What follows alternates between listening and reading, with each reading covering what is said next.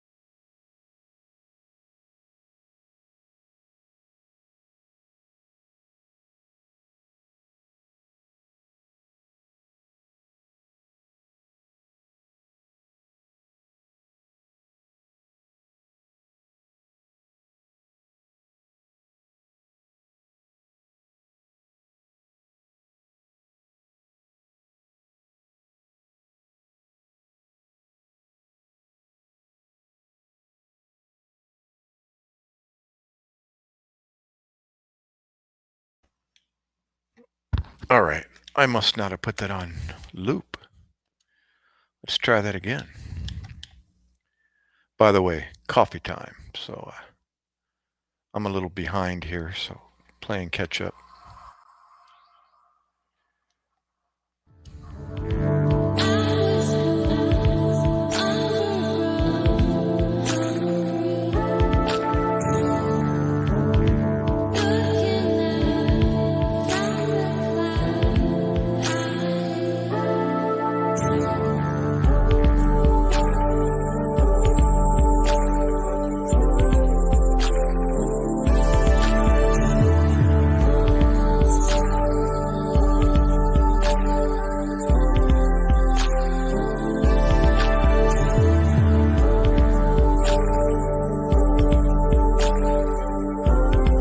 Come on in, guys. I'm making some coffee.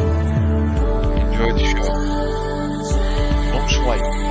Just come in. Start commenting. I'll be right back. Give me 2 minutes.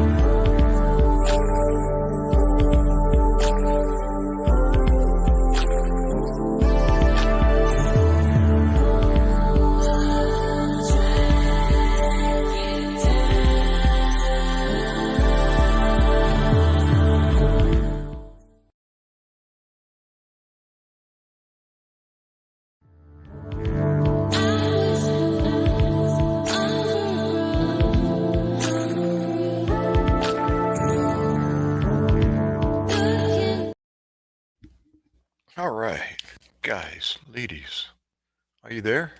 Oh, I see another set of eyeballs. Come in, come in. Comment. Yeah, I got a video for you guys, kind of along the lines of storytelling, but I'm going to let the video do the storytelling for me. And then I'll elaborate on it afterwards if anybody wants to ask questions.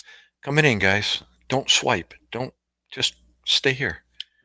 Stay here for a second. See if I can share screen with you guys. Let's see if we can get that up. Hold on. Who do we got? Who do we got? Josh! I said, what's up, brother? Hey, have I told the story of the gunshot injury when I was in Oregon that we responded to on a night shift back in, what was that, 1997-ish, somewhere around there? Yeah, I did a video. Um, See if I can pull that up real quick. Hold on a second. Yeah, I did a video of it, and it didn't get a whole lot of views, but since I'm talking about it, I figured I'd um, show that video and then talk about it afterward. See if we can do that here real quick.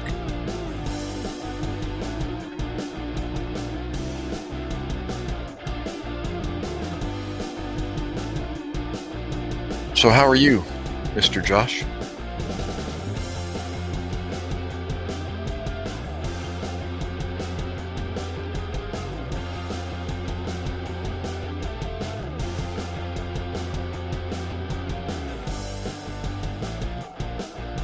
I'm not on the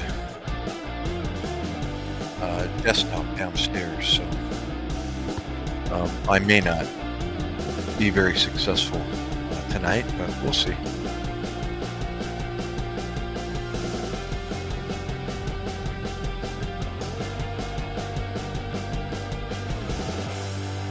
Yeah, it was. It was that kid that going through, I don't know what he was going through, but had a crying girlfriend or wife in the kitchen when we arrived.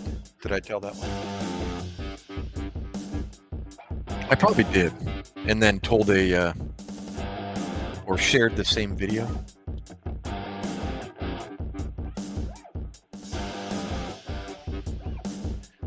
Oh, building a new car wash for your company. Oh, that's your automotive business? Oh my gosh, how much sweetener did I put in my coffee? I think I put a little. Oh well.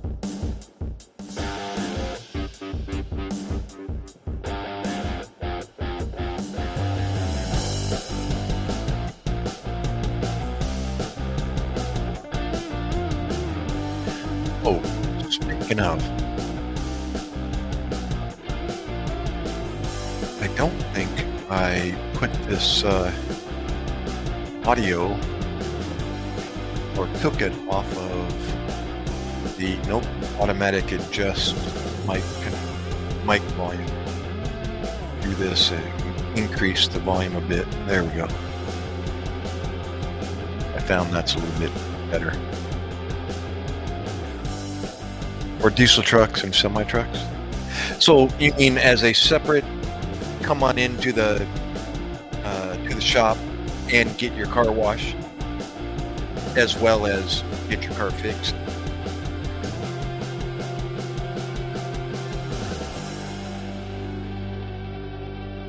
One or the other?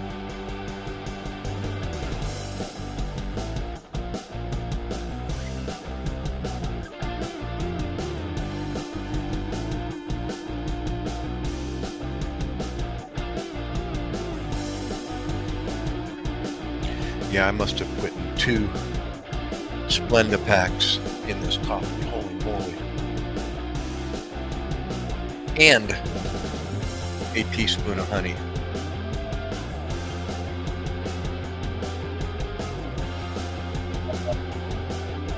Looking for videos. My channel.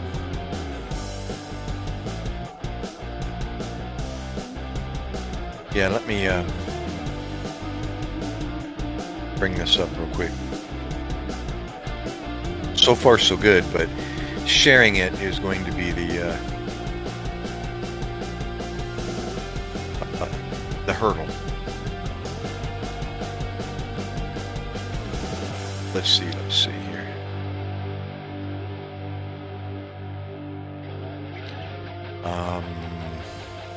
Yeah, I think I did. The one where the photographer was, the crime scene photographer was there and he looked like Colonel Sanders?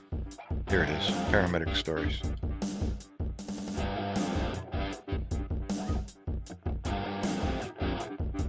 Here we go.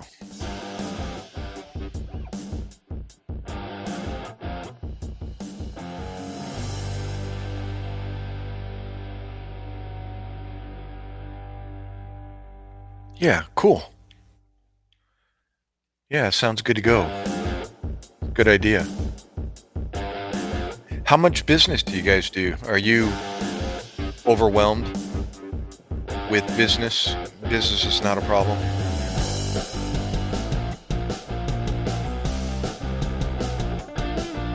Let's see here. Yeah, let me see if this goes through and I start sharing it, I'm going to stop talking and just let the video do the talking here. Give me a second.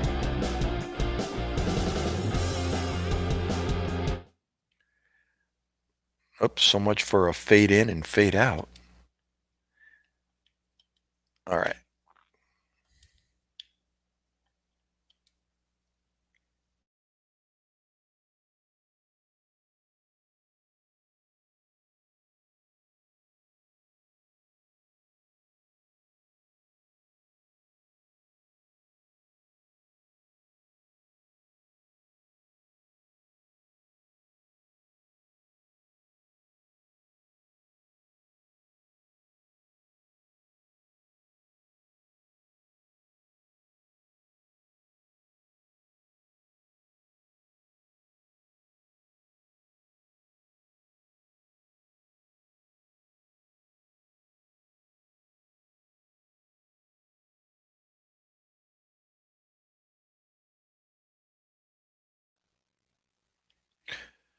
Alrighty, I'm back. Well, that answers that as far as getting that video to show. But yeah, I'll just talk about it instead of showing the video. Kind of rehash what I remember. How long ago was that? 1997. That was 25 years ago? Yeah, 25 years ago. 25. Really? Was it really that long ago that I worked in Oregon? That means I was 37 years old. 37. And that means I had only been a paramedic for 1999. No, 1993. Only 4 years, 3 or 4 years, yeah. And then I found that job up in Oregon. Yeah, I think I did tell my story of how I got up to the Washington County, Oregon area. Yeah, so what it was my partner Don and I were working the night shift, 7 p.m. to 7 a.m. up in Washington County, Oregon. A Metro West ambulance. And yeah, I think I told why we typically started our shift having dinner, whether we brought it or often we didn't, and we would stop at the local taco truck. And I introduced him to fish tacos and all the rest of the tacos, be it a pastor, carne asada, et cetera, et cetera. And he was sold, almost immediately. And that was a very popular thing to do, was start the shift off, go get tacos. And then we would relocate, or we get on the radio and then they would relocate us or locate us somewhere in the county. It was all based on a computer uh, um, software that strategically located the ambulances throughout the county to provide the best coverage the, that they could for the amount of calls that occurred demographically in the area, and this computer program did this. And so every time ambulance was dispatched on a call, and that area where they were now is vacant and no coverage, the computer would do its calculations and say, okay, we need an ambulance here, here, here, and here. And so the cog wheel would start to turn, and they would get on the radio and start dispatching the ambulances to the different locations. So we were moving throughout the night. Sometimes we weren't, based on the amount of calls in that area at that particular time on that particular day of the month. The computer program did all that. So anyhow, we started a shift, ate dinner, and then around, again, 7 p.m., 2100, or what time was that? 1900. And then we got a call about 21:30 or 9:30 p.m. I'm guessing that's about when time it was. Nighttime, dark, and navigator in the passenger seat, driver, and we would swap every other call. And the navigator, the passenger, would be the patient person. So he would have to do the paperwork. And so that's why we switched every other call. So one person wasn't stuck with the paperwork all night long. So I was driving? No, I must have been passenger because I was the patient person. And we got a call for a GSW, a gunshot wound.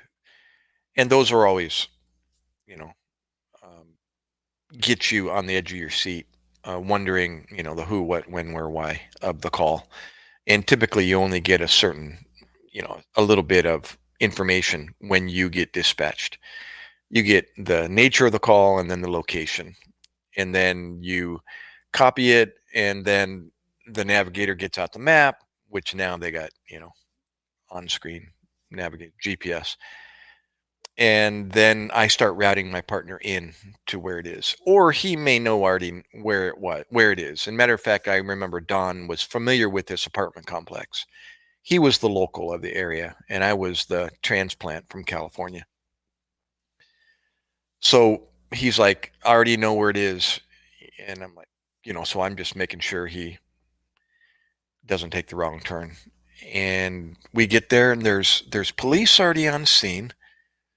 Crime scene tape is being put up around the parking lot. So that's always another bit of information, like, ruh-roh, wonder what happened here. And then fire trucks already there. No, fire wasn't there. It was just police on scene, and we were the second on scene. So we parked and then got our equipment. Typically bring the gurney out of the back of the ambulance, put our med kit and our EKG monitor and defibrillation pads. That's all included in the EKG monitor. Up on the gurney, and then we wheel the gurney into the location or into the room or the house or whatever, the building. Well, this was upstairs on the second deck. And so, getting a gurney upstairs is typically more than a two-person job. You can, but I don't recommend it. That's what firefighters are for, right? Use your resources. So we left the gurney downstairs and just grabbed the box and the monitor, one each, and we went upstairs.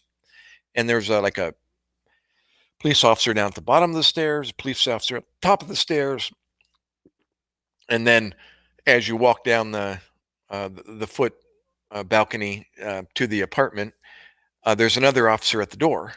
And we walked in, and it was kind of a dimly lit apartment, and it was pretty much empty. There were some moving boxes off to the side. Don't know if they were moving in or moving out, whatever. Apparently the light in the living room didn't work. So I remember asking, somebody to turn the lights on, and they said, bulbs burn out or whatever. So the kitchen light was dimly lit, and there was a girl in there, and she was sobbing, and there was a female police officer in there with her. And so that's like the first thing you see when you walk in the apartment. Like one bedroom apartment or whatever it was. Um, Again, you're walking right into the living room. Off to the left is the kitchen in the back, and then off to the right side is the bedroom over there. And again, no furniture, just like empty.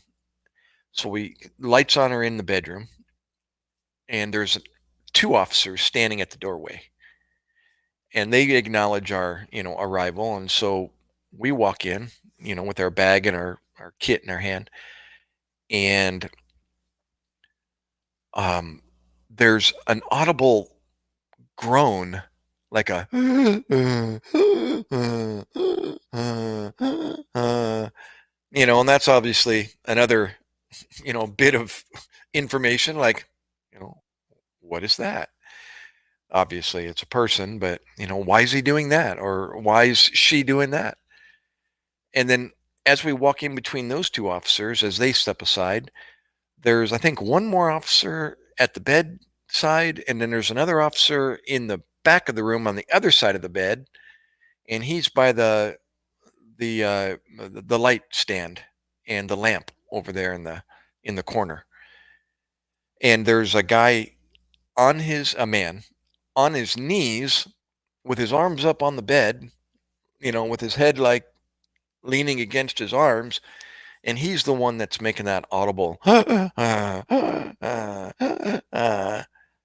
and so it's like, I remember standing there at the doorway. Don's kind of leaning over, to kind of look inside as well, and I asked, what happened? And the officer in front of me at the light stand, the lamp stand, like puts his hands in the shape of a gun, and he puts it in his mouth and goes like this. And I went, really? And he, like, and I thought, where's the weapon? And he looks at me, and other officer looks at him, and he looks at him, and they're all like, three of them all looking at each other, and they're like, we haven't found it yet. And I went, oh, well, could you find it, please? It's like, I don't want to get on the bed, and end up finding a 38 or whatever, underneath him. I mean, that was typically what they do first when they arrive. They secure the scene, so that they can contact us, our dispatch, and say, scene secure, send in EMS, emergency medical services. Well, it's like, they haven't found the weapon yet. Oops. I said, do you mind finding it? And they all of a sudden, it's like they all got to work, and they're all looking around, and we're standing outside the bedroom still, while this guy's, you know, got his arms up on the bed. And then shortly thereafter, the officer at the lampstand said, I got it. It's on the floor. It's between my feet. The he checked it. He discharged the magazine and cleared the chamber and said it was secure. I'm going to leave it here. You guys are good to go. So then I stepped into the bedroom, and it's like, hello, are you there? He's like, he didn't respond. He didn't shake his head. He just continued to breathe like that. And so with that, information that he put a gun in his mouth, first thing we're doing is an exam. We can hear him breathing, so that's the airways somewhat secure. He's breathing.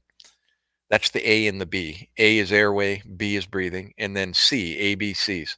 C is circulation. So now we're going to look for, entry and exit wounds and see what happened. So it's just the head, chest, abdomen is the three critical areas that kill people. You got a bullet in your head, a bullet in your chest, or a bullet in your abdomen.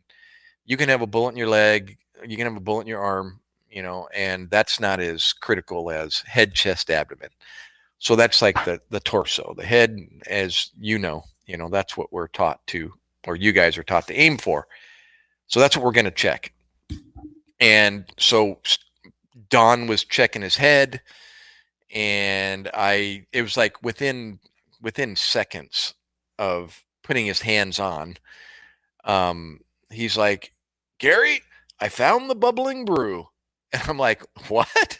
He said, "I've got my finger in it right now." He says, "Check it out." And I'm thinking, "Whoa, you got your finger in it? What do you mean?" And he's like got his hands on the back of his head, and he's got it. I think he's had his thumb like on the depression of the occiput. That's the back of the head, kind of the upper back of the head. And he found the exit wound, um, the back of the head. And so it's like, well, you just draw a line. So he should have an entry wound somewhere in the front.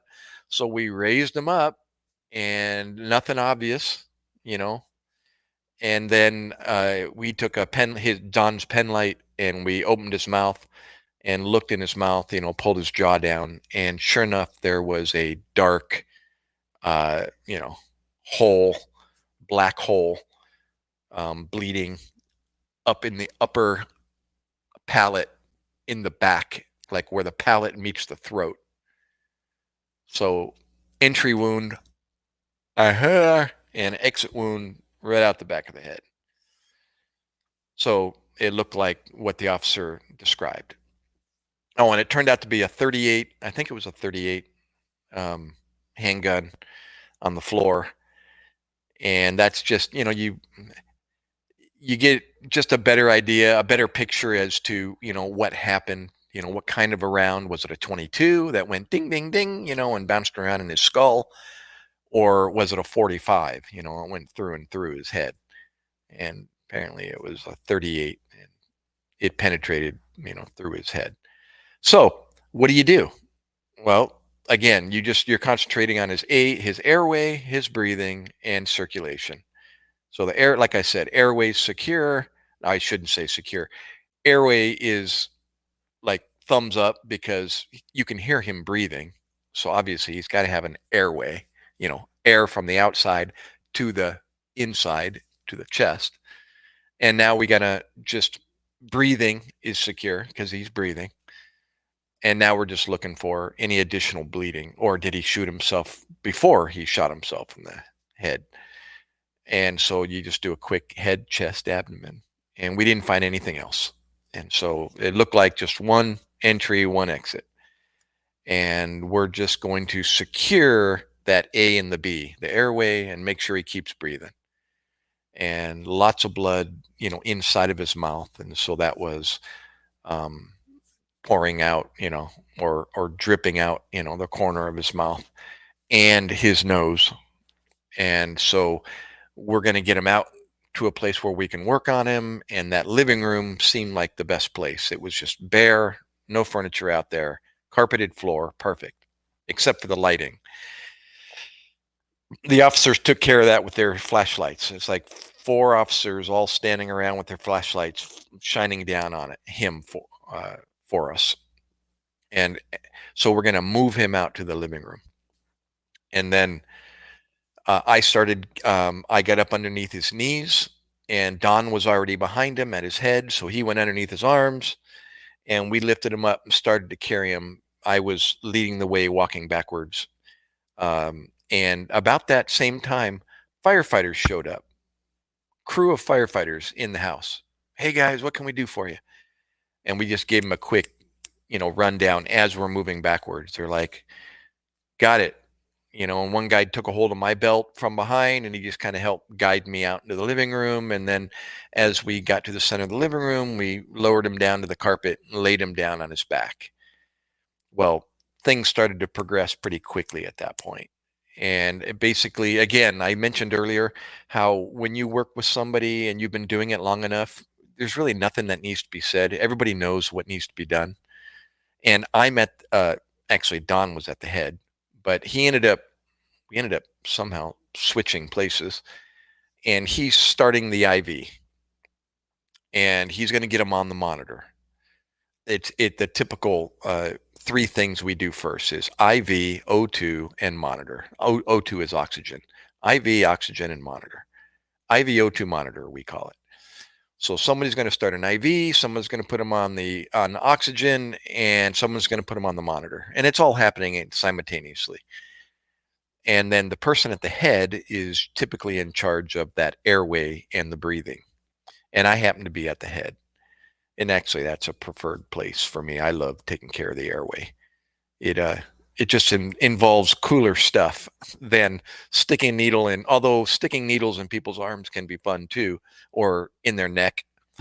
But if you're at the head, then you actually get to stick them in the neck if they can't get something started elsewhere. And I know you're shaking your head, going, "You guys are nuts," you know.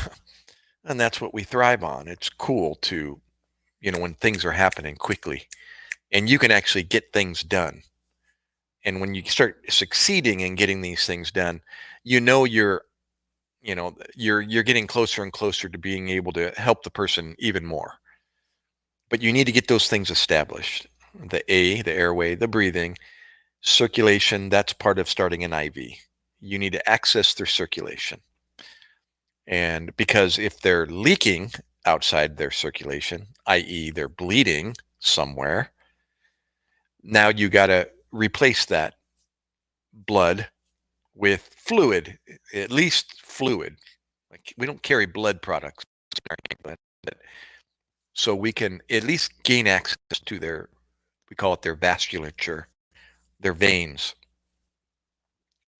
So that's what we're doing. And Don's over there trying to start IVs. The firefighter is actually trained paramedic as well. At least one of them is.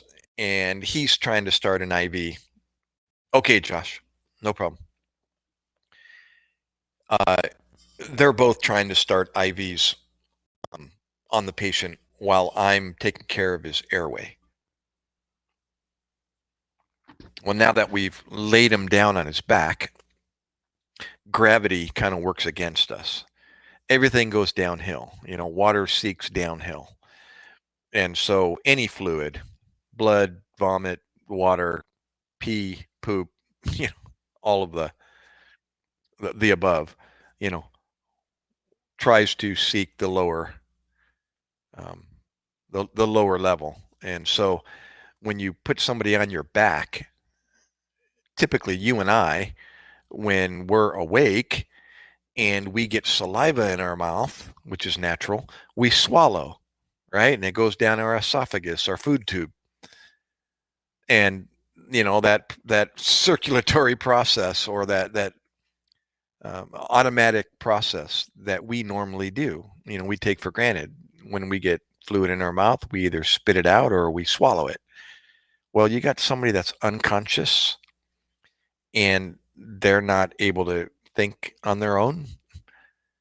Fluid will just seek the lower level.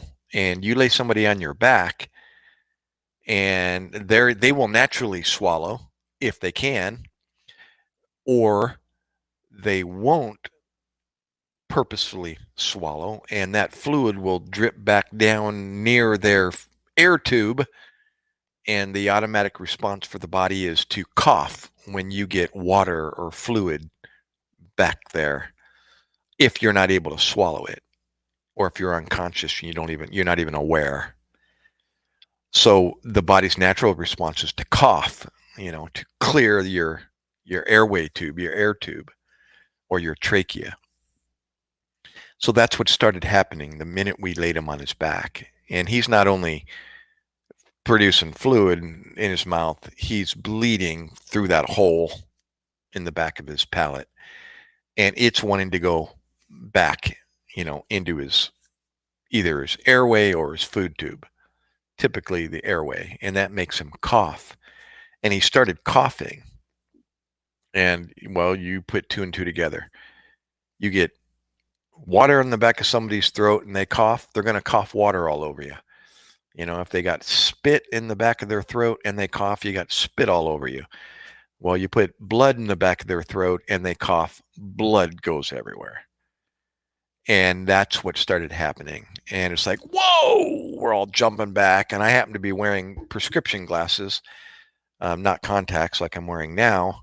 And thank God I was, because blood covered my face and my glasses. And I thought, holy crap.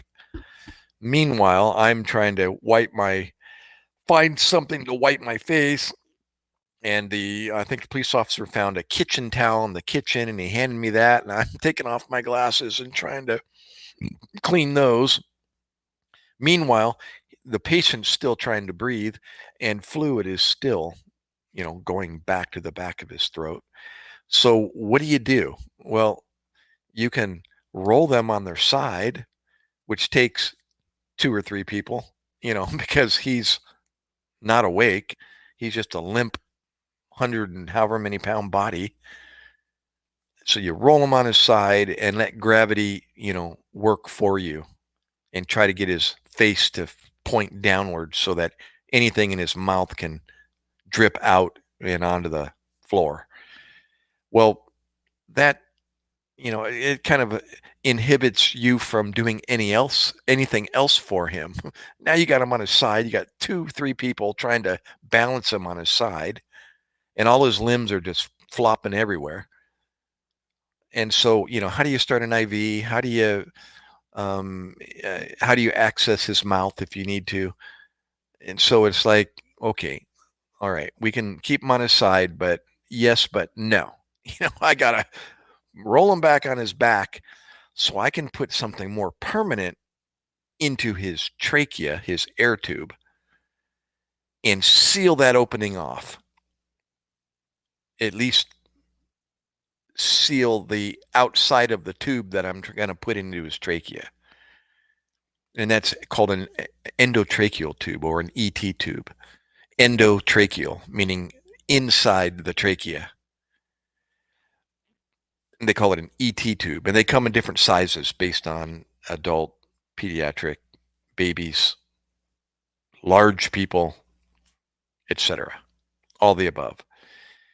And you just get used to, looking and being able to guesstimate, okay, this person's going to take a number, whatever. And you start there and you can access their mouth using an L-shaped device called a laryngoscope. And it's a scope, meaning we can see with it. It's got a little battery light at a light at the end of it, at the end of the L, typically the blade that goes into their mouth. The light is at the end of it. And the thumb part of my thumb is the battery pack. It's got like 2 C batteries. And then the L part of the device goes into their mouth. And that's how you visualize the trachea in the back of their throat. Well, you got to picture there's a hole back in the back of his throat already, and there's blood profusely coming out of it, and it's just pooling. And so you're trying to suction him using a portable battery pack suction monitor with a rigid plastic tip on it, and it's just growling and moaning the whole time in the background. You got 1,000 cc canister that the fluid fills up over a period of time, and so we're suctioning him, trying to get all that built up fluid clear so that I can look into his mouth and place it's usually, I'm going to guesstimate, probably like 13 to 15 inches long, maybe not that long.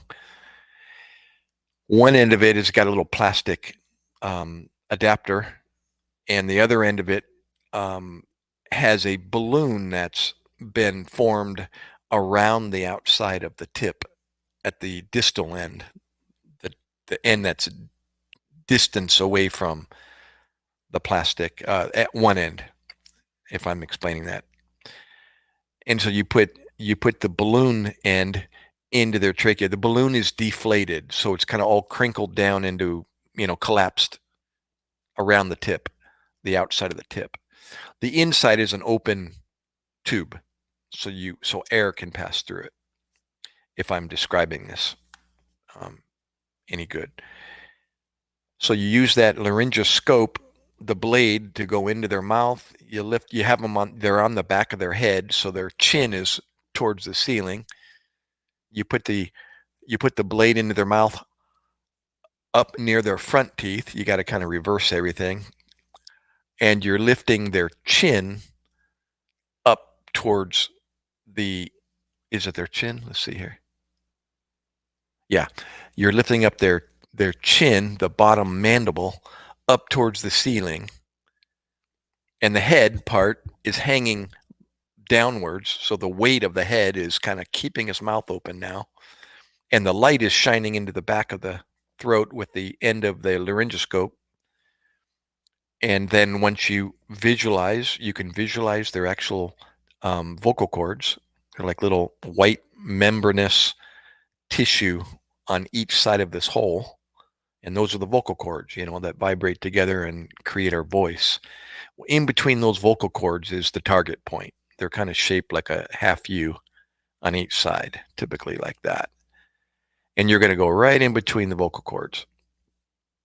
And then you advance it to where that balloon is just past. There's usually a mark on the tube that kind of is an indicator as to how deep you should go.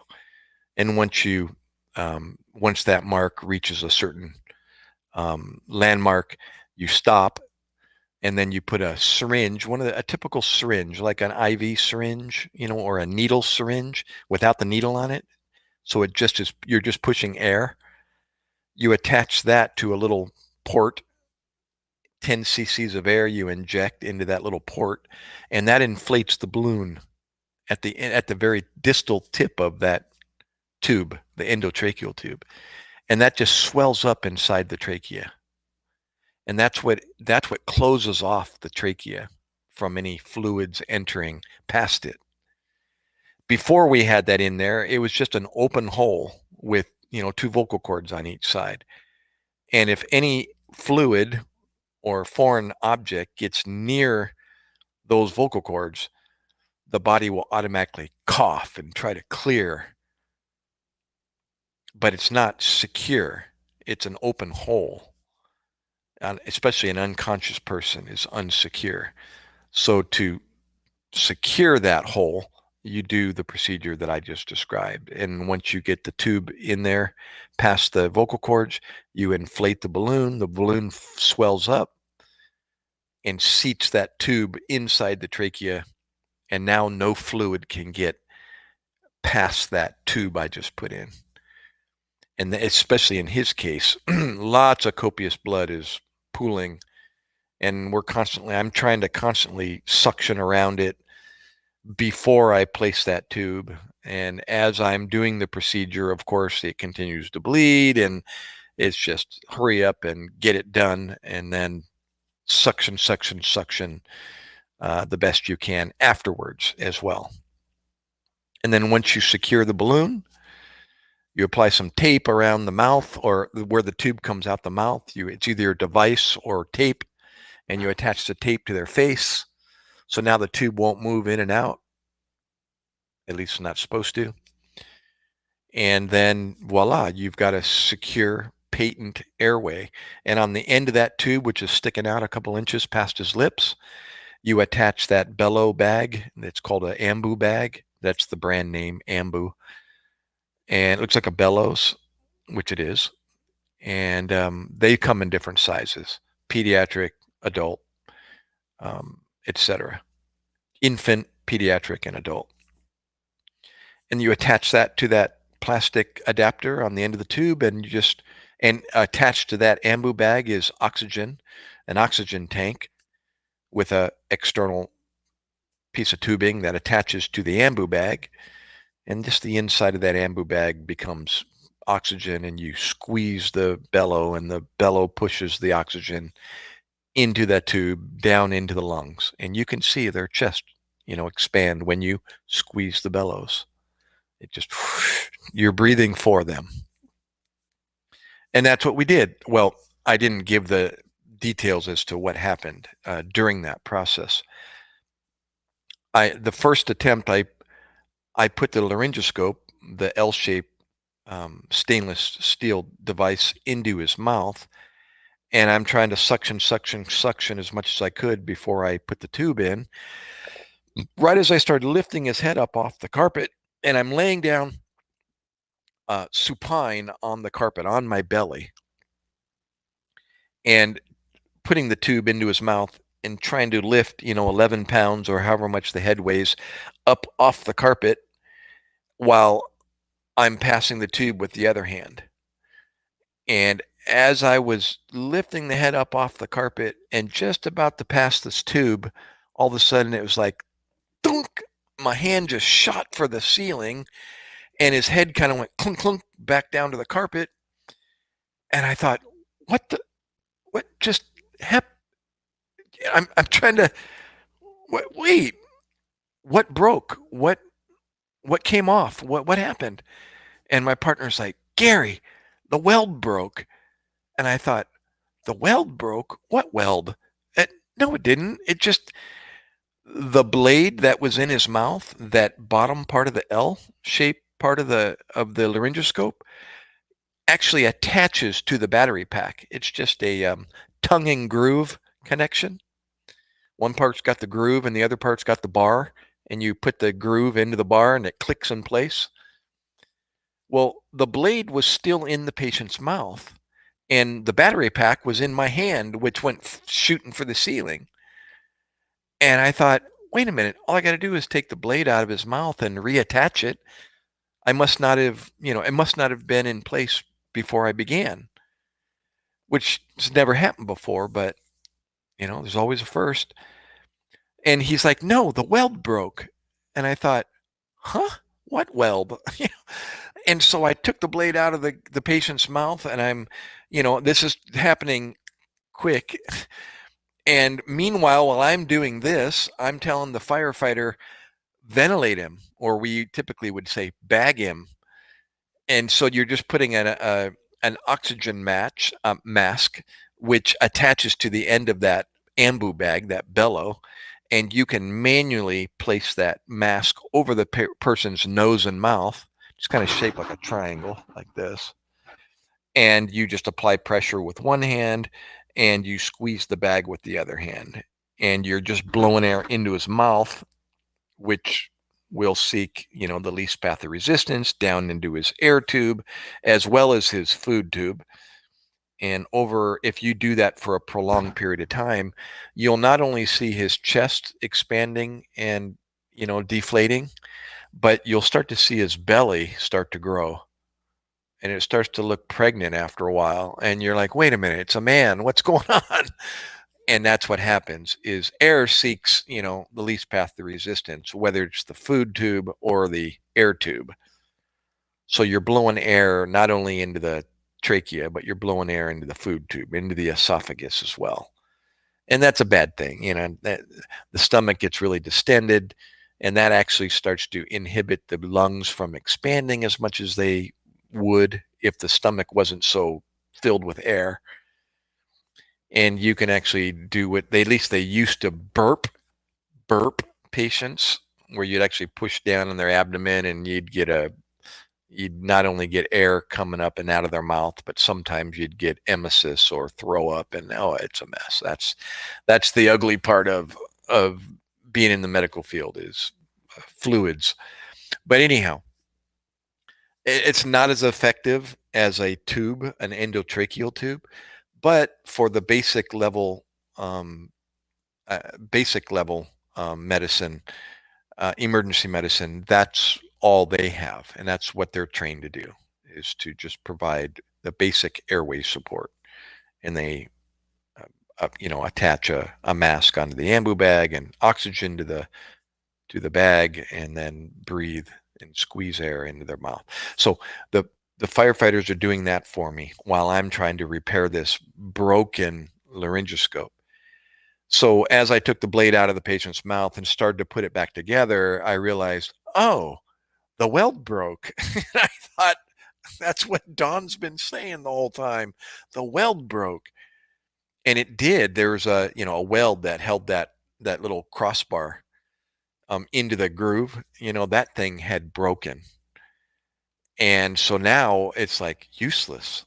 I don't have a laryngoscope. So now I can't put a tube into his trachea. And I thought, oh my gosh, wait a minute. We had a breathing patient, an open airway, a breathing patient on the bed with his head on his arms. And now we got him out in the living room on his back. And now we compromised him even more by doing that. And now we've got blood coming out. And I mean, there was blood coming out his nostrils like toothpaste tubes. It was unbelievable. It was like, oh my gosh, he's starting to, air is backing up in the back of his, as he's exhaling on his own. And now blood is going into, open spaces where it shouldn't. And he's coughing, making messes. And now there's clotted blood starting to just push out his nostril, both nostrils, just like two tubes of toothpaste. And it was like bizarre. I was like, oh my gosh, this is not good. And now I've got a broken laryngoscope and I can't even intubate him. I can't put a tube into his trachea. And you think we had a problem before, holy moly. And then all of a sudden I hear the suction machine starting to die. And I thought, no, no, no, no, no, not the suction machine too. Yep. So they run off these, NiCad batteries, and we carry extras, but it's like one thing after it just started snowballing, and I thought this is not good. so so we at that point, um, Don, I think, sends a firefighter downstairs. No, Don, because he didn't want to try to tell a firefighter where our batteries were and then have him get downstairs and go into the ambulance, and do this, opening up cabinets, throwing things around and not knowing where these batteries are. Don figured it was faster if he just went down. So he goes running downstairs. He comes back upstairs with a set of batteries, and we put those in, get the suction machine working again. So now we're suction, suction, suction, putting the mask on his face, trying to breathe for him. Meanwhile, Don comes up with an extra laryngoscope as well. During that whole process, we decided to paralyze this guy, which I mentioned before. We had a drug can actually paralyze the skeletal muscles of your body from your head to your toes. You can't move your toes. You can't blink your eyes. You can't breathe because the diaphragm's a muscle and it paralyzes all skeletal muscles. So I described before, can you imagine being totally awake, like right now, walking, talking, breathing, and someone inject you with this paralytic, which literally takes away your ability to move or breathe, but your consciousness is intact, and you're not even able to look around. You can't even move your eyeballs because your muscles are paralyzed, and all you can do is just sit there and like, it would be this horrifying, to be in that condition. Well, why would we do that to somebody? Well, we do it to people with, a bullet hole going through their head, who's bleeding copious amounts of blood into their mouth and trying to go, compromise them, stop their breathing. So typically people who are still able to, let me go back. Even if you're not conscious, your body still has an amazing way to protect itself. Not always, but depending on how unconscious you are. If I were to poke you with a needle, even though you were unconscious, maybe you hit your head really hard and it knocked you out, and I stuck you with a needle, I pricked your arm, your body might just do this, and pull, and just that autonomic response, we call it, just pulls it away, or if I were to poke the bottom of your foot, you would bend your knee and it would pull itself away, just be like an automatic response. And so if I put something in your mouth while you're unconscious, like my finger, the typical response to that is to bite down, to keep your mouth closed so that nothing goes inside of it. Lynn, you're back. I'm telling I think a story I've told before, but I'm like three-quarters of the way through it. Yeah, so I'm wanting to put a tube into his mouth to protect his airway, an endotracheal tube, an ET tube, but I can't insert his mouth or get near his mouth because every time I do, he bites down. And that's a dangerous thing. Again, especially if I put my fingers inside his mouth or if I start using my hand to manipulate, around his mouth. You got teeth in there, and people bites are supposedly worse than dog bites, as far as bacteria. So, bad thing. And so how do you keep that from happening?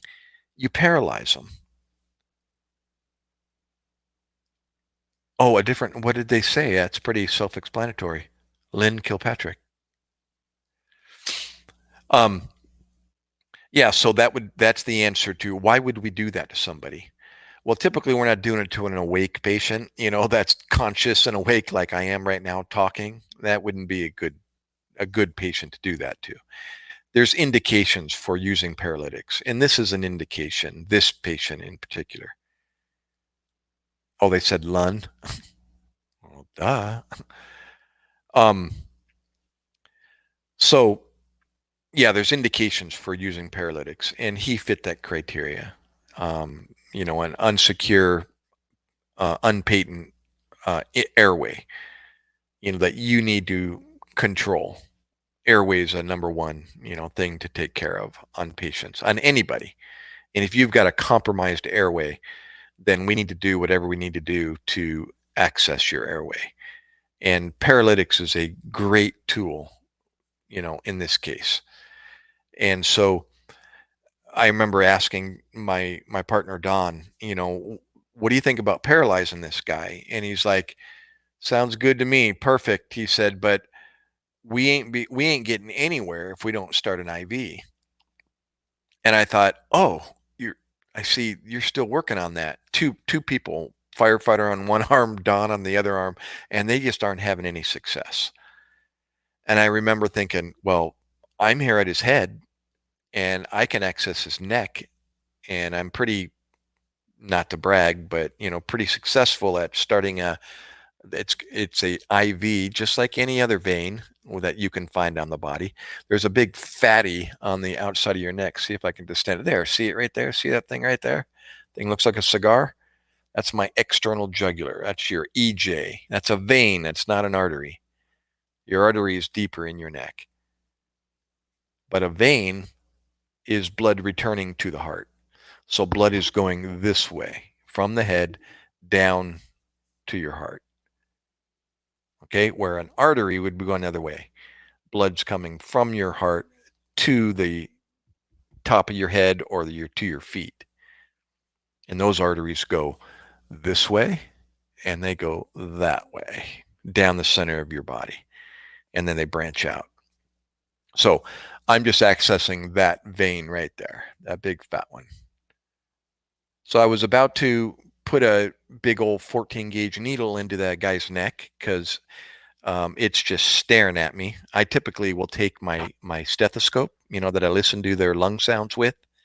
You've always seen doctors or nurses wearing them around their neck, so they can carry them around. They either have them looped over their neck or they've got the two earpieces, branched off around their neck. Well, if you ever see a doctor or a nurse with a laryngoscope around their neck on each side of their neck, look for that vein that I just told you about, that one right there. See that right there? Because what is my finger doing? It's doing the same thing that laryngoscope does to a neck. You got one going over on this side of the neck and you got one going over on this side of the neck. And you'll typically see their EJ right there popping out, especially on guys. Women are more subtle. But anyhow, yeah, I remember being taught that by my preceptor.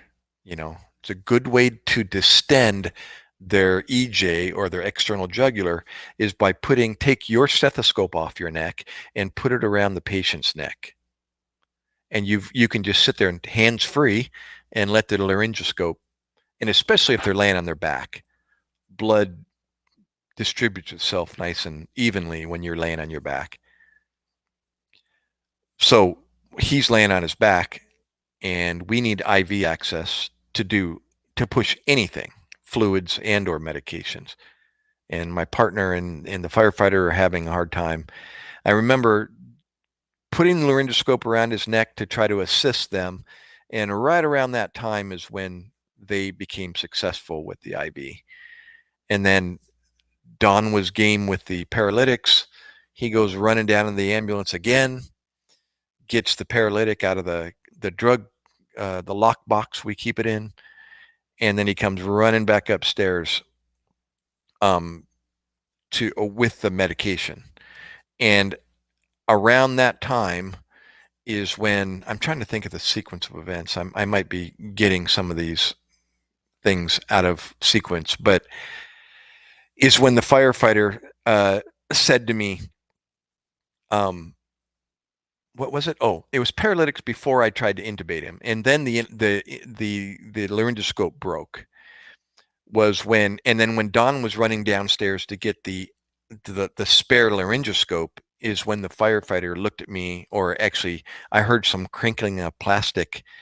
He was reaching into his kit behind him, and I heard some plastic crinkling, and it got my attention, and I looked over at him, and he turned around with a cricothyrotomy kit that they carry and we carry in our ambulance. And it's an external tube that goes through the front of the neck, but it accesses the trachea just like I was trying to do through his mouth.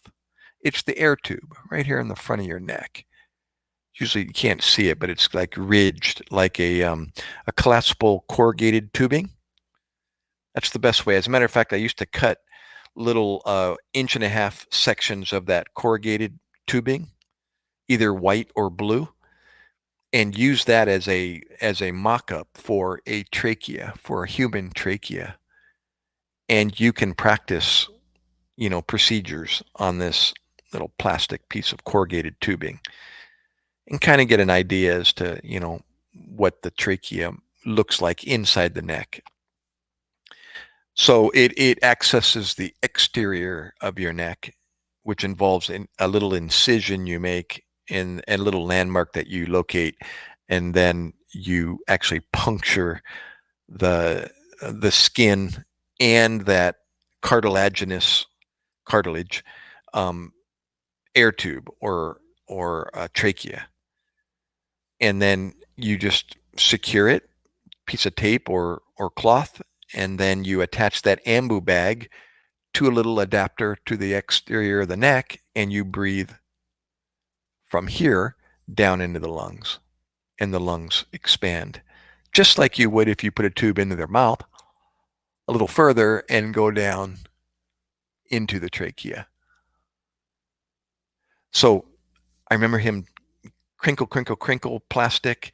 Don's downstairs getting the extra laryngoscope, and he turns around with it, and I went, cool idea.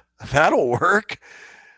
And so he's like, give me a hand. And I remember to this day, he said, my hands are shaking. Can you give me a hand? I said, it's okay.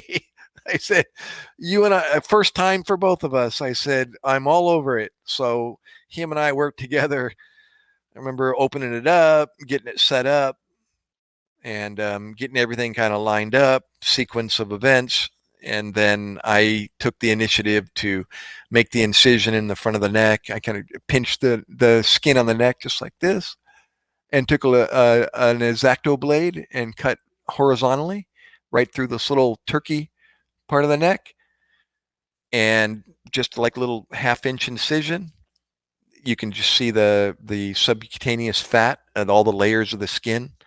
Anatomy is a cool thing when you can look at it that way, and you see skin, and then you see like yellow fat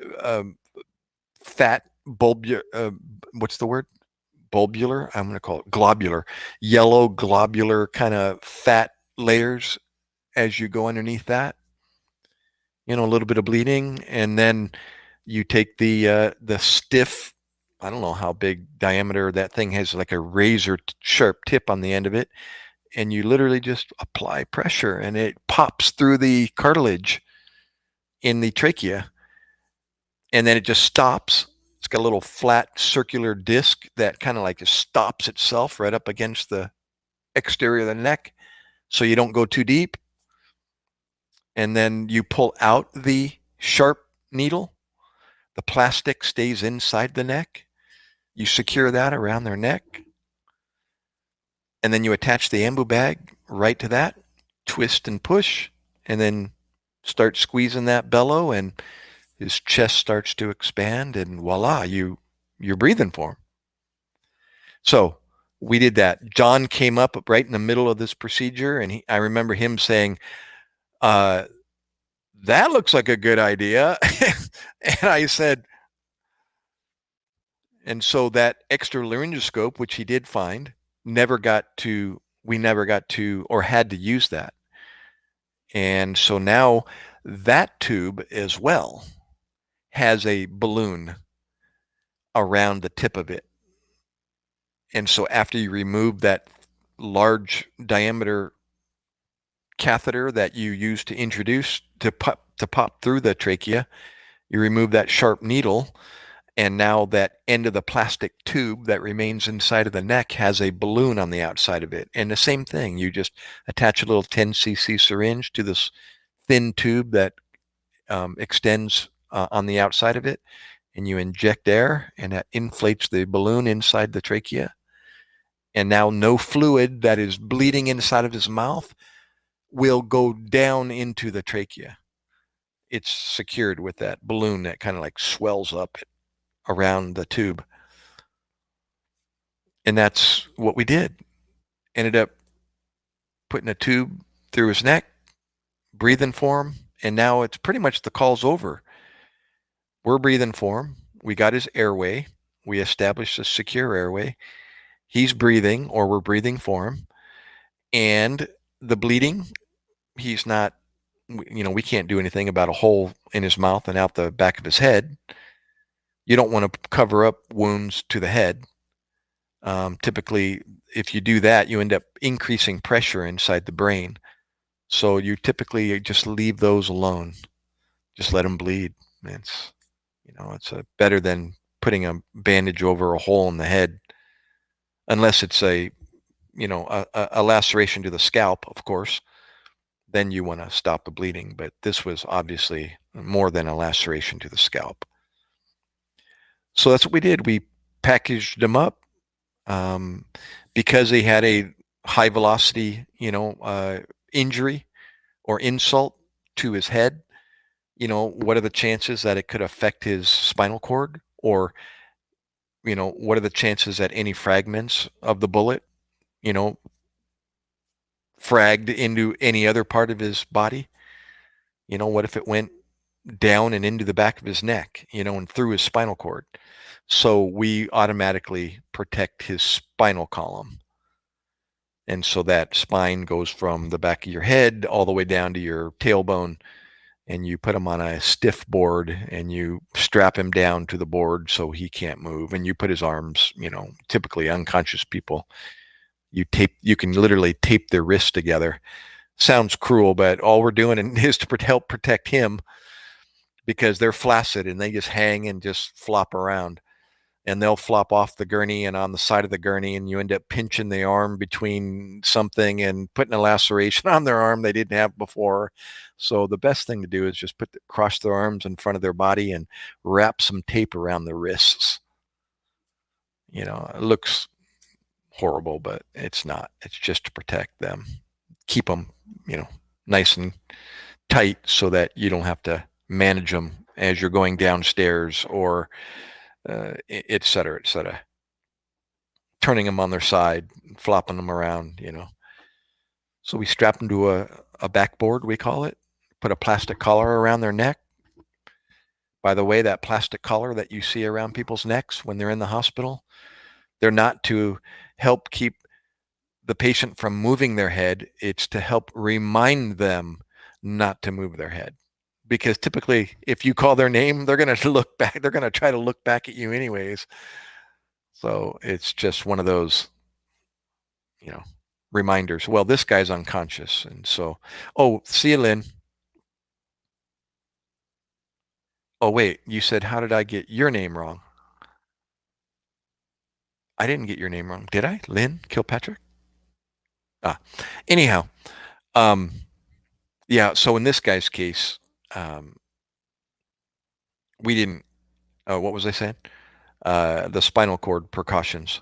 Yeah, we don't have to tell him not to move his neck. He's obviously unconscious. And so it's just part of the um, requirements of a cervical spine precautions. You put the plastic collar around their neck, put them on a backboard, secure him to the backboard. And then we carried him down the stairs, feet first, and then put him on our gurney. Somebody continues to squeeze the ambu bag so that he continues to breathe. And remember, um, did we ever push those paralytics? Yes, we did. Yeah. We did get those paralytics on board. And like I said, we paralyzed him, but then now the laryngoscope broke. And yeah, so somebody had to breathe for him at this point because he had those drugs on board, which paralyzed him. So, and that's all we did all the way to the hospital. Got on the radio, told them we're coming with what we're coming with and what our estimated time of arrival or ETA is.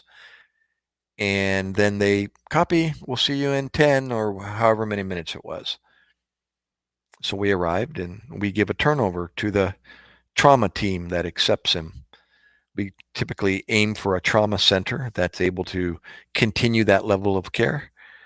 And more than likely, I don't remember getting a follow-up from the emergency room or from the doctor. But if I could take an educated guess, he probably became a recipient, meaning whether he had a donor card already on file, or they will typically ask the family, depending on what his prognosis is as far as surviving this. My guess is he's not going to survive, although bodies do continue to live with a a brain that has been traumatized to that extent. They're never going to be conscious again. Don't ever say never, but being real. Yeah, based on the extent of his injury, he probably didn't survive. And they will start asking the patient's family, what do you have any plans for something in the event something like this were to happen? And typically people don't, they don't anticipate their son putting a 38 revolver in their mouth and, blowing a bullet through their brain. And he probably was in his 30s. And so typically people don't have those type of things, i.e. a will or a living will, filled out in the event something catastrophic happens to their family member. And so the hospital has to pursue that. And it can get really ugly and complicated, and everybody responds differently. Everyone wants to keep their family members alive. And so they're asking, what are the chances of him surviving, and how long should we wait before, you determine that there's nothing else that's going to change for him. And you can kind of see or anticipate the difficulties with that. The doctor will say, well, we have no way of telling what's going to happen tomorrow. So why don't we give him, a week? I'm just guessing. I'm kind of use my own educated guess. Let's reassess, and we'll keep an eye on him. We'll keep him in intensive care. We'll continue to breathe for him. We'll continue to care for him. Let's reassess this in a week and see what happens, or something like that. And so now it's just the hurry up and wait process. A week later, they come back in, the doctor is in there, mom, wife, family members were all trying to make a decision. What do we do for our son? And yeah, some people don't want to let go. They're just hoping for that quote miracle unquote. And yeah, how long do you hang on? And been there, seen that, heard it for 20 years, in emergency medicine. And it's not just them, it's us. My wife's dad died in his daughter's house after a tragic tumor, after 11 months living with a tumor in his brain. And, he ended up taking his last breath in the house. And I was there. My wife was there. Sisters were there. Paramedics were there. As a matter of fact, one lady I used to work with, she was there. She was the paramedic, one of the paramedics on scene. I remember hearing it from the sister, my sister-in-law's mouths. And they're all nurses. They're all in the medical field. When it happens to one of your own, it's amazing. You're all of a sudden now on the other side. And what you work with and see and hear for years and years and years is all of a sudden now on your plate. And hopefully, you have something already on file or, paperwork filled out in the event anything were to happen to somebody. What are your wishes for them if this were to happen? And even though I remember he had a will, do not resuscitate. We call it a DNR. In the event this happens, don't resuscitate me. Don't do CPR type, will. And he had one. And even so, I remember them kind of going back and forth as far as, well, what do you think? Should we, could we, will we? And it's like, here we are. Been working for it for 20 years, and now we're tongue-tied as far as what to do next, even though he had a piece of paper on file. Now you think, well, then that piece of paper should take precedence. Not if you're the what do you call it? The not significant other, the uh, what is it when you're underage and you have an adult? The adult is your, oh my gosh, I can't think of the word. Anyhow, yeah, if you are his power of attorney, that's what I was thinking of. If you are the power of attorney and you're the one that signed or co-signed that, or I'm sorry, you're on file as his power of attorney, you can make the final decision, even though that paperwork's on file. If you choose, no, I changed my mind, go ahead and do CPR on him, then we're liable to grant your wishes. So throw that paper out the door, and now you're back to square one. What do we do with the patient or with my dad? But in this case, it was decided right there on the scene that dad, wishes were to stop it. Don't do anything more. And that was it. And dad died. Everyone dies. So anyhow, that was the gunshot story back in 1997-ish. It was either somewhere between 96 and 98, because that's when I was in the Washington County, Oregon. Crazy call, though. That was, I mean, what else could happen? What else could have gone wrong? Holy moly. Oh, and I forgot the Colonel Sanders part. That was while we were working on this guy initially, and all the police officers were standing around with their flashlights. There was one man I raised up and I looked at him and I thought, oh my gosh, that's Kentucky Fried Chicken Colonel Sanders standing there. And he had like two or three uh, cameras hanging off of his neck. He had a white goatee, mustache, glasses wrapped around his ears, and he had an officer uniform on. And I was like, "Who are you?" He said, "Oh, I'm the crime scene photographer." And I thought, "Perfect. Would you be able to document this for educational purposes?" He's like, "Absolutely." And I remember flashes going off throughout that whole call, pops of light as he was taking pictures. And I never did retrieve or ask or go back, and not until like many years later did I start telling this story. And I thought, oh, that would have been perfect, to actually have on scene photographs. And educational purposes was a true request. That would make an awesome what we call case review. And we had continuing education opportunities where we would go to case reviews. And those were always cool to go to. You get continuing education for reviewing cases, and learning from past calls.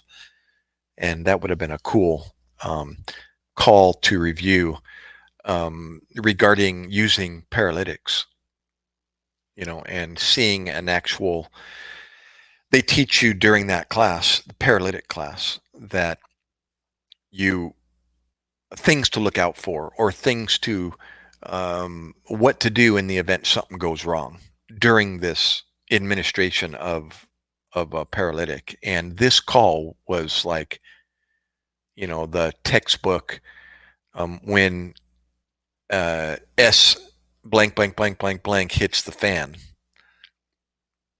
As a matter of fact, on that uh, blog spot that I've posted before, I'll post it again.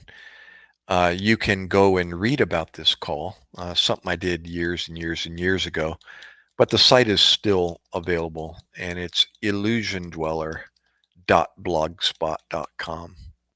illusiondweller.blogspot blogspot.com. Forgive me, I'm typing away on this Xbox controller, tip tapping away. See if I got that right. Did I get it right? Yeah. Oh, not Dweller. Oh my gosh. Dweller. Oh my gosh. I'm a dweeb for spelling. Dweller. Did I get it right this time? Dweller. There you go. illusiondweller.blogspot.com. Yeah, I think that's the name of the actual um, after action is when S star colon question mark exclamation point hits the fan.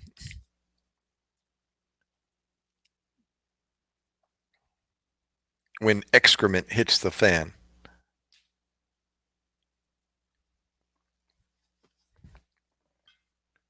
So anybody in here probably talking to the choir? Yeah, there's only one person.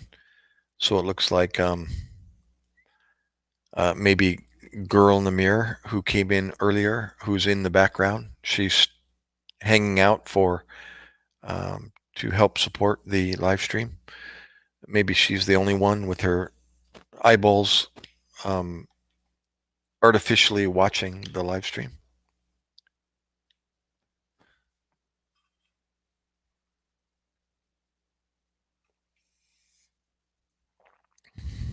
So I'm surprised. Nobody is. There's one more set of eyes. Come in, come in. Don't skip. Who is that? Josh, did you come back?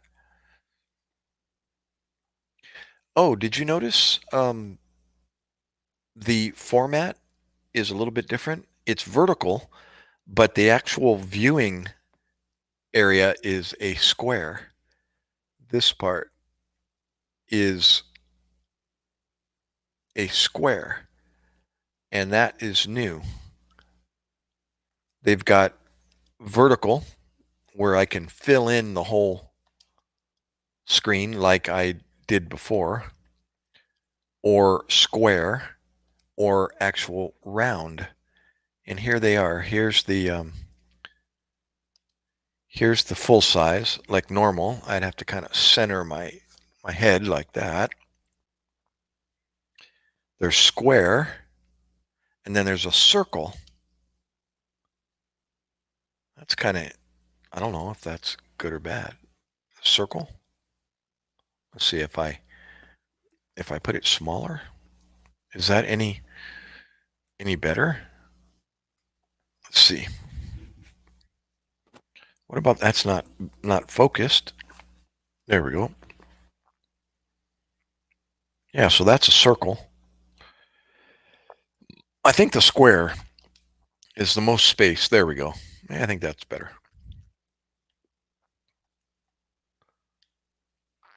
Well, we're down to one person.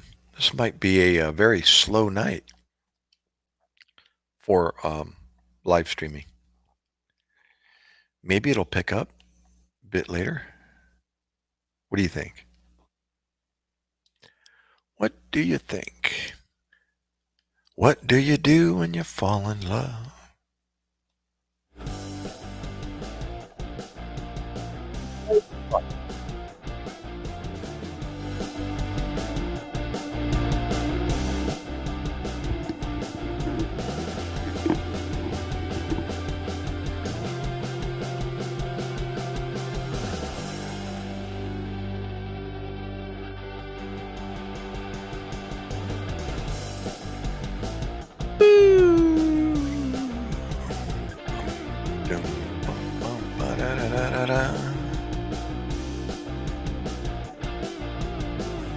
Come on, guys. Pick up the pace. Come on in. Girl in the mirror, are you still there? Are you live streaming? Is it still raining? There's a hurricane passing over my daughter's place down in Florida. That's quite fairly substantial. I think it's a category 3 at the moment. It was a 5 at one point, but it decreased once it hit land.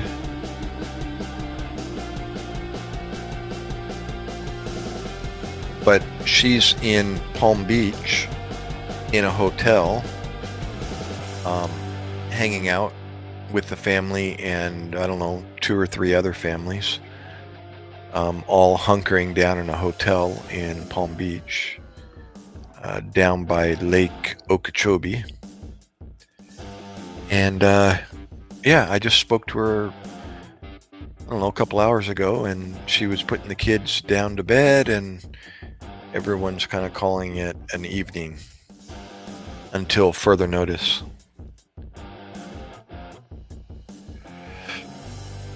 Excuse me.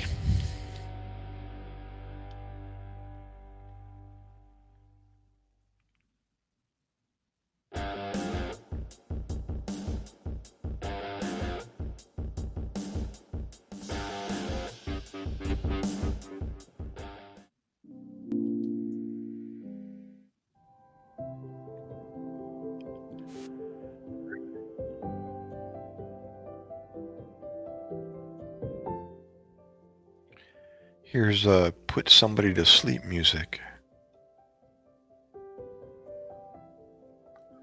Hopefully I don't put you to sleep.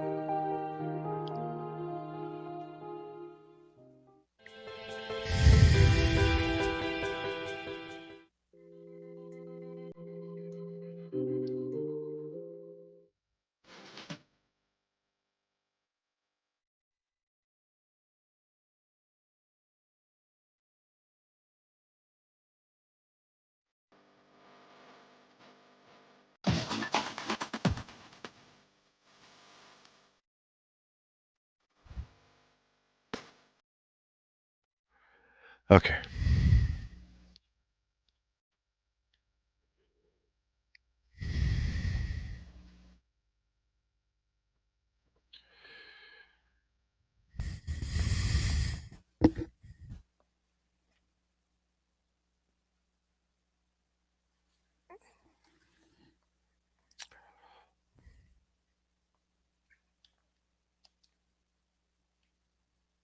Who's there? I see another set of eyeballs. Come in, come in. Who is it? Is that Josh? Did you come back? Who be there?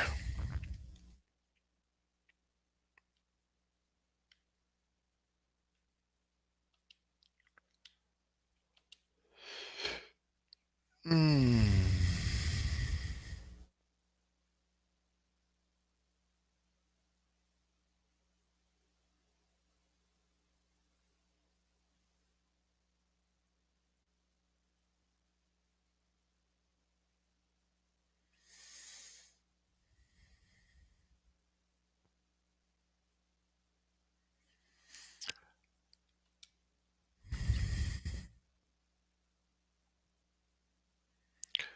Come in, come in.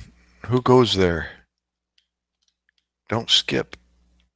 Stay put.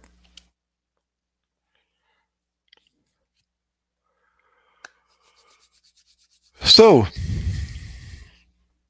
what do we got? Who do we got?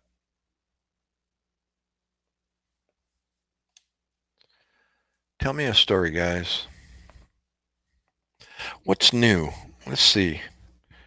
Any topic of discussion that I've recently found out about? Actually, I think I told you about the new car. Yep, I was able to get into a a used new car, a new used car after 16 years. So that was quite the uh, game changer, I guess. I found out about the trailer hitch. I thought my check was going to get deposited on the 10th of this month, but apparently it's not until the 16th. So I had to postpone the U-Haul appointment and wait till then to have it installed. Why not do it myself? That's a good question. But uh, I did a little background on the installation of it, and it looks like a little bit too much for me to not to be able to do. But I don't want to do it. Don't want to go with the headache of pulling apart the back bumper and uh, all the rest of the little details that you have to figure out on your own.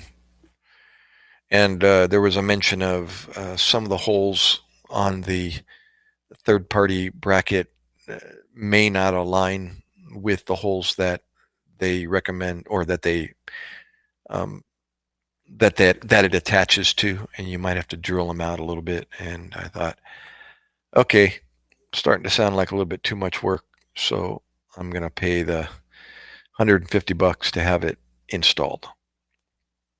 That's reasonable, and then it'll have a warranty that goes along with it in the event something goes wrong with it, and then I can take it back and have them service it. So I know the drawbacks of letting somebody else um, do the work for you. I'm well aware of uh, the repercussions that that brings, but I'm willing to take the chance.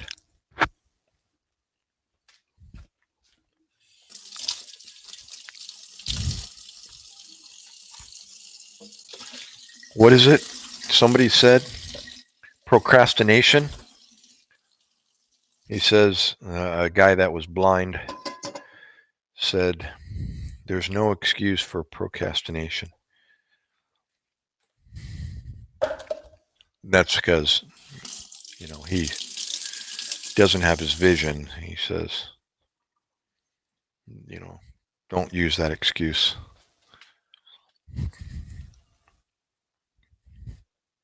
And that's what I'm doing. Or laziness, that's what it was. Procrastination and laziness.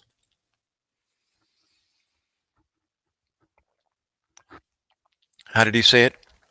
I'll take being blind any day over procrastination and laziness. It's kind of humbling.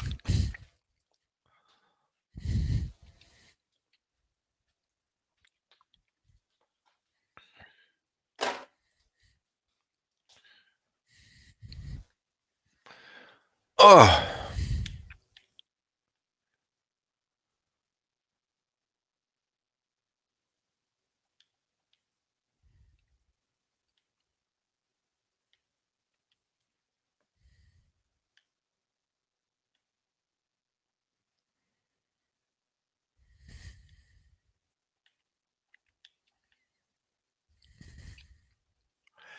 Well, I wonder if this square format has anything to do with, oh, wait a minute. Looks like I got 2 viewers. Come in. Who is that? Come back. Come back. Don't skip. No, did you leave already? Yep, you left already. Let me do an experiment. Let me change this back to the vertical. See if that has any effect on the return or the viewing. There's 2 people. Come in. Who is that? Come in. Don't leave. Don't skip. Just join me.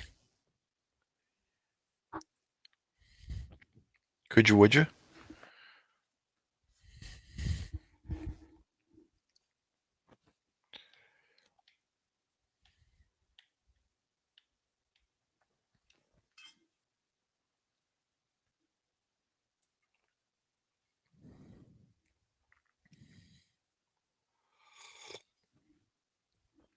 Hey, what happened to my music? I had did the loop turn off? It probably did. If it's not, yep. Nope, it's still on. Huh. It's not playing. It's actually selected, but could be.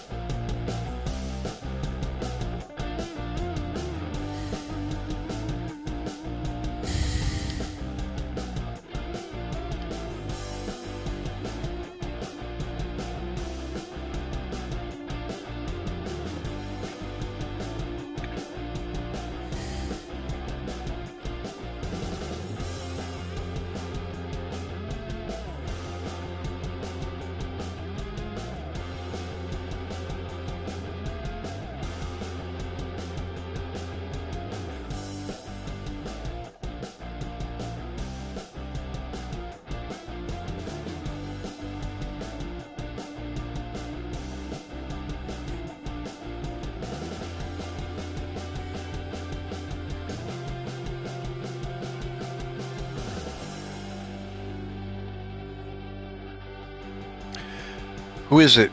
Come in, come in. Don't leave. Just stay. Don't skip. Just chat something. Hit the like, please.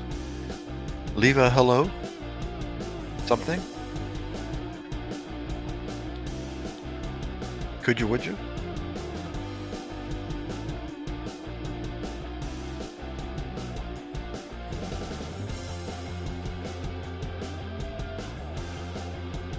Well, there's 2 people still there. Who is it?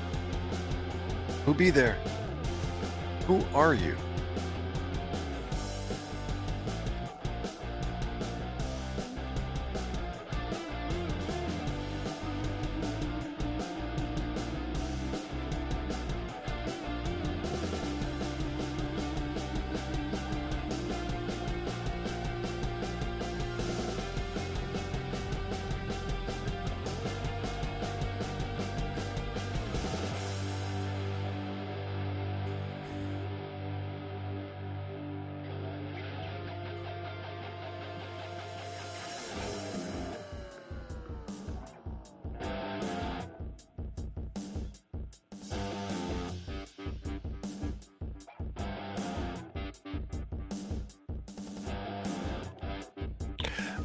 I got 2 eyeballs still. Who is it? As you were. Stay a while. Have a seat. Grab a coffee, tea, something to drink, some water. What do you say? What do you want to hear? A medical story from the civilian world? A story from Iraq, 2004, 2005? Or how about the Word of God? Anything, any books or chapters in the Bible you've read lately, or anything you want to share testimony-wise?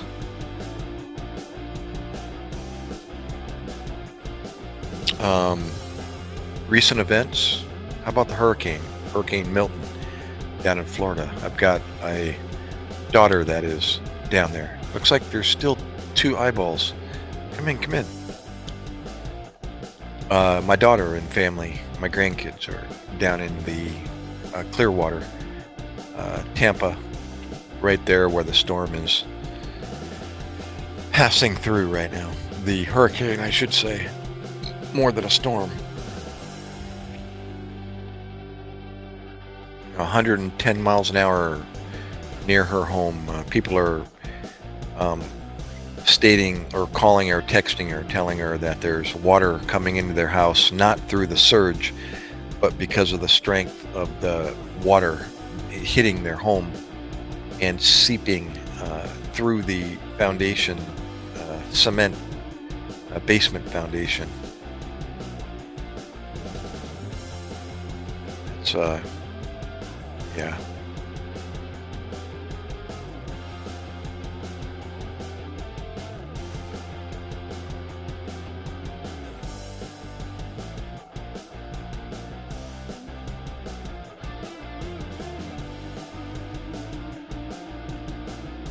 Oh, excuse me.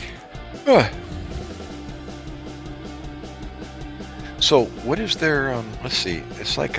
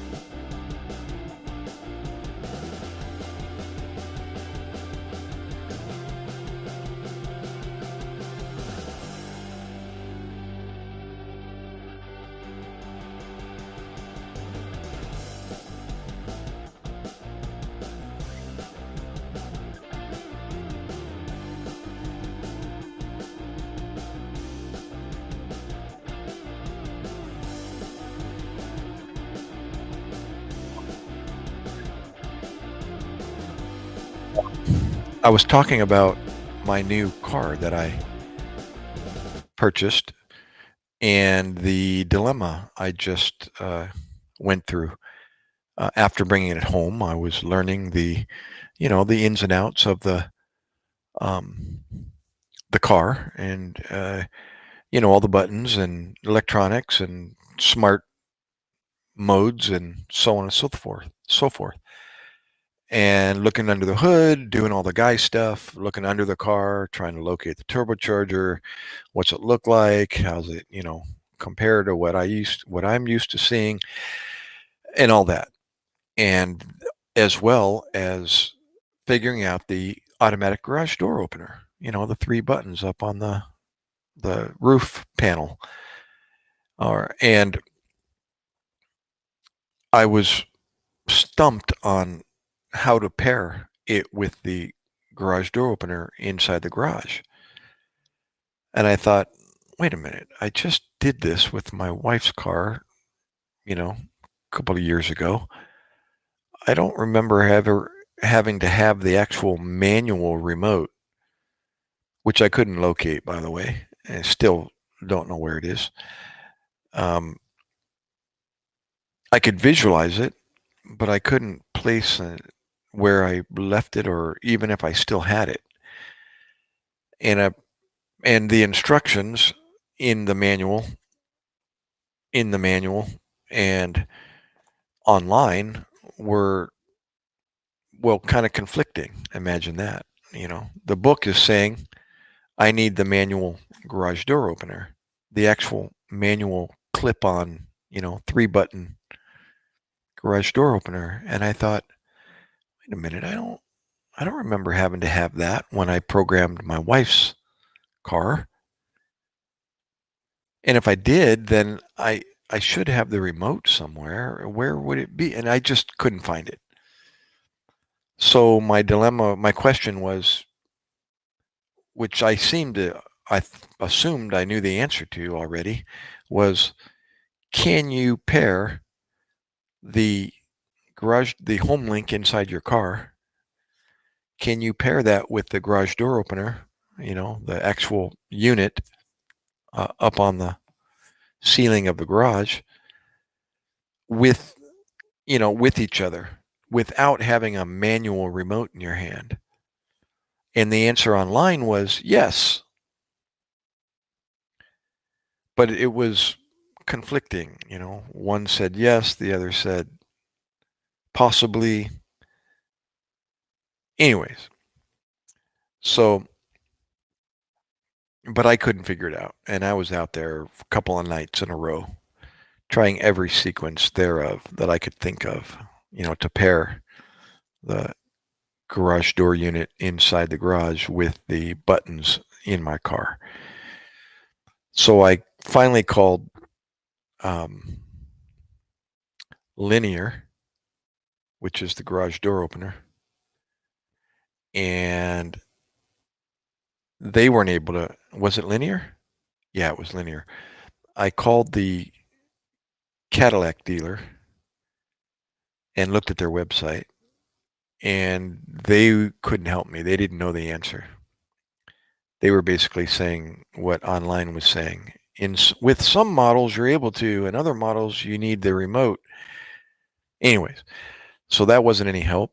And so I went online and looked, and that led me to calling Linear and asking them the same question.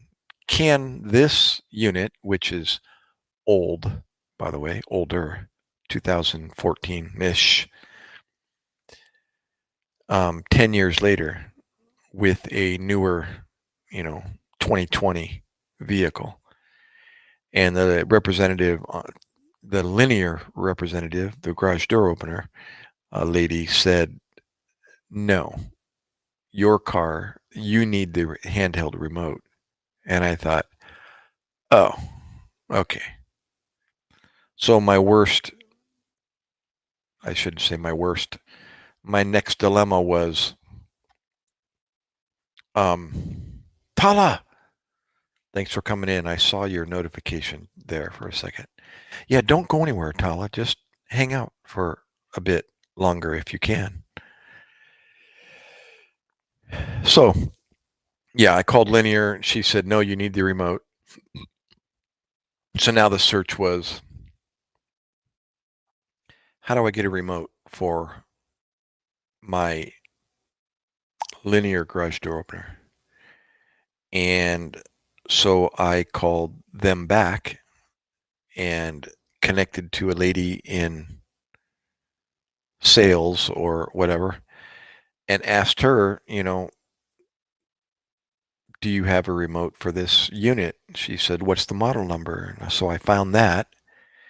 And she says, we don't sell it, but I can give you a list of retailers out there that um, do sell it.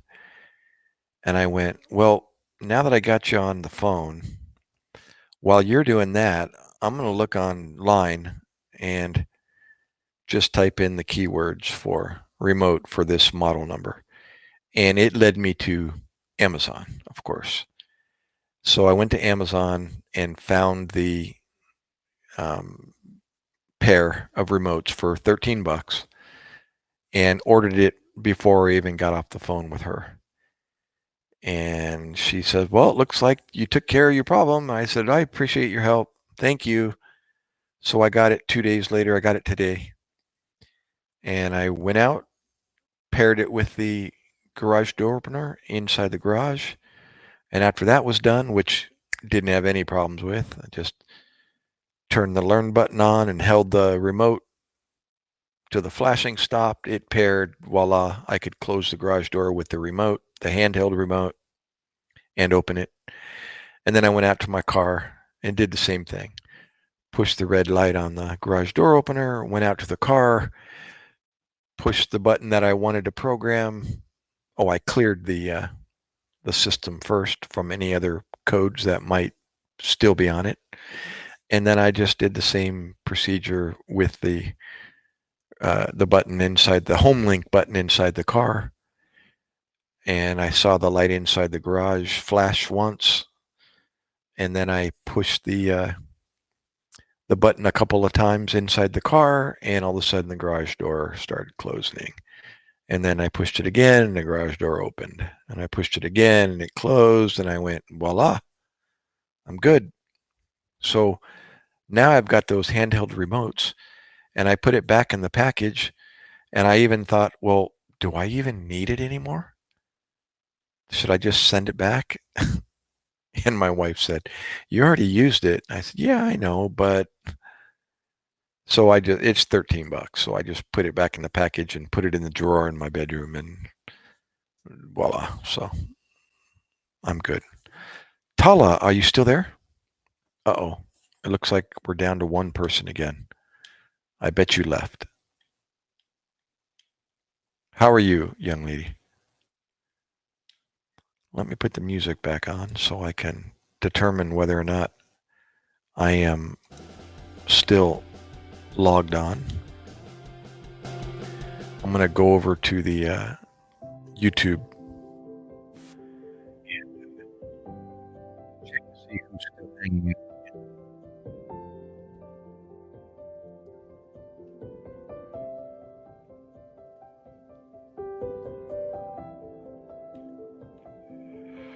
Let's see if the room will populate itself. There it goes. It kind of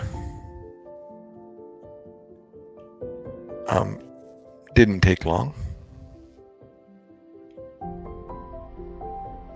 I wish I could share screen. This would be so much easier, you know? If I was on the laptop or the desktop, it wouldn't be an issue. But no, I'm on an Xbox, and it's very fickle and limited, so.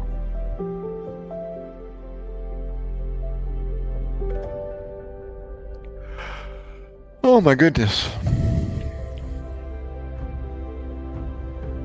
I'll be right back. I'm still here, guys. I'm just on the YouTube, and I'm not watching the room at the moment.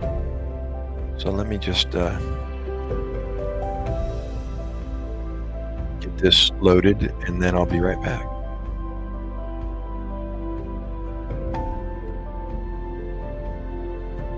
Almost there. I see myself. I just don't see the chat room populated yet. And that's typical on this Xbox.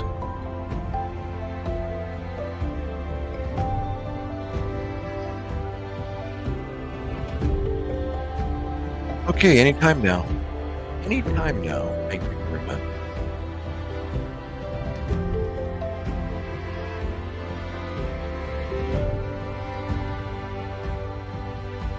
Hang in there, ladies, gentlemen, if you're there at all.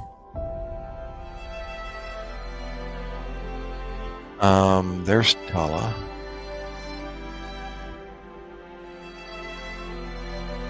Are you there, Tala? Hello, hello? Let's find out.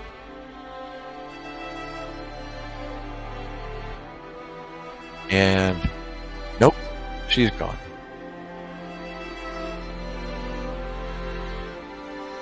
Well, I'm coming back.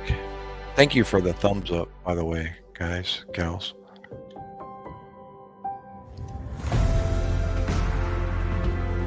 Oh, 3 people. Come in. Stop. Don't swipe. Who is it? Who is it? Oh, down to 1. I thought it was 3. Well, I'm not having much success tonight, am I?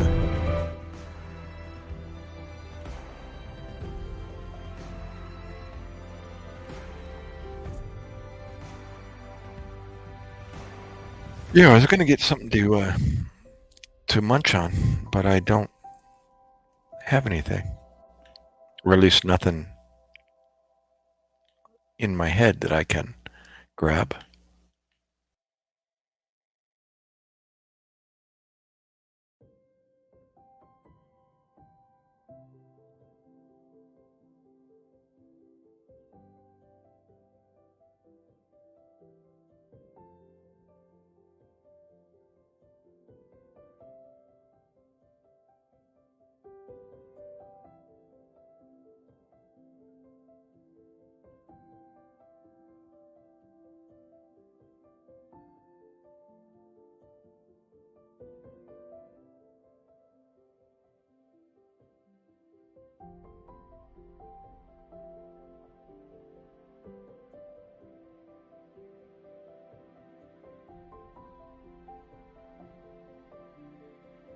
Happen.